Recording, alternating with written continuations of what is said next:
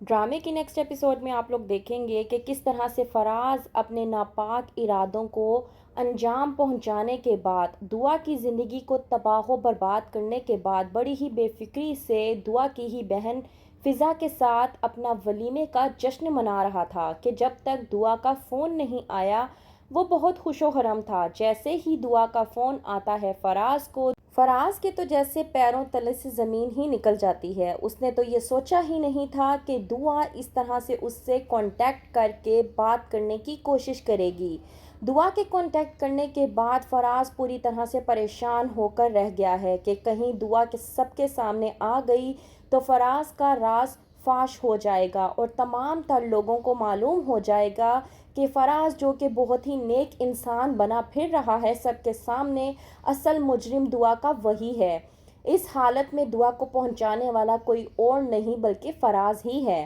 جب معلوم ہوگا اس کے گھر والوں کو یہاں تک کہ اس کی اپنی بیوی کو تو اس کا کیا حشر ہوگا، یہ سوچ کر ہی فراز کے رونگٹے کھڑے ہو رہے تھے۔ وہیں پر دوسری طرف نوشیروان جو کہ دعا کی فکر میں نڈھال ہوتا جا رہا ہے۔ جب سے اسے معلوم ہوا ہے کہ دعا کسی بہت بڑی مصیبت سے گزری ہے، نوشیروان سوچوں میں ڈوبا ہوا ہے اور سوچ رہا ہے کہ شاید اسی وجہ سے میرا دل اتنا بے چین ہوئے جا رہا تھا کہ تمہارے ساتھ کچھ غلط ہوا ہے، لیکن کیا غلط ہوا ہے یہ پوری طرح سے معلوم نہیں ہو پا رہا۔ آخرکار کہاں پر ہو تم دعا؟ دوسری طرف فہمیدہ اپنے شوہر اسلم کو کہنے کی کوشش کرتی ہے کہ دعا نے جو کچھ بھی کیا اس میں فضا اور ثانیہ کی کوئی بھی غلطی نہیں تھی، تو آپ دعا کی کرنی کی سزا ان دونوں کو دینے کی کوشش کیوں کر رہے ہیں؟ اس بات پر اسلم اپنی بیوی فہمیدہ پہ بھڑک اٹھتا ہے اور کہتا ہے کہ میں نے تم سے کتنی مرتبہ کہا تھا کہ بیٹیاں پیدا مت کرو، اصل گنہگار تو تم ہو، اصل غلطی تو تمہاری ہے۔ اگر تم نے آج مجھے بیٹا پیدا کر کے دیا ہوتا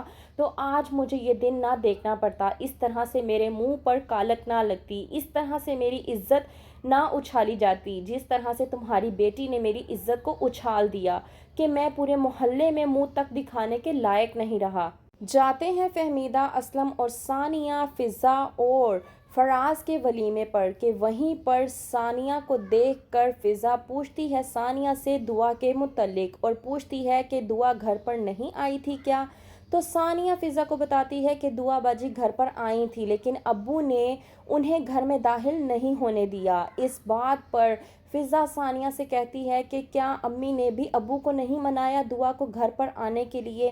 تو ثانیہ فضا کو بتا دیتی ہے کہ امی نے بہت کوشش کی تھی بچوں کو اندر لانے کے لیے، لیکن ابو نے دھمکی دے دی تھی امی کو کہ اگر انہوں نے دروازہ کھولا یا بچوں کو اندر آنے دیا تو وہ امی کو طلاق دے دیں گے، اس لیے امی مجبور ہو گئی تھی۔ وہیں پر دوسری طرف کوثر خوب سناتی ہے اسلم اور فہمیدہ کو اور کہتی ہے کہ جہیز کے نام پر تو ہم نے آپ سے ایک سوئی تک نہیں لی اور آپ لوگوں نے کیا کیا، زمانے بدنام کی لڑکی آپ لوگوں نے ہمارے متھے مار دی، ہمارے گھر میں بیاہ دی، آپ لوگوں نے کیا ہے، ہمارے ساتھ کس قسم کی دشمنی نکالی ہے۔ اس بات پر اسلم کوثر سے کہتا ہے کہ ہم نے آپ کے ساتھ کچھ بھی غلط نہیں کیا،